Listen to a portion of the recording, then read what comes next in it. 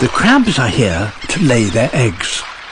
That's what the knots are after. Most eggs are buried out of reach, but some are accidentally dug up by other crabs.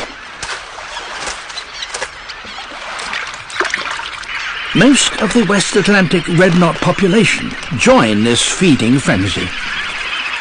To achieve this, each knot must eat as many as 400,000 eggs, a tall order given the skill and effort needed to swallow just one.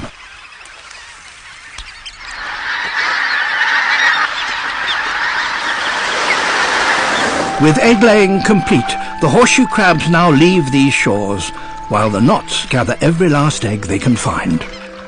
It's time for the birds to move on.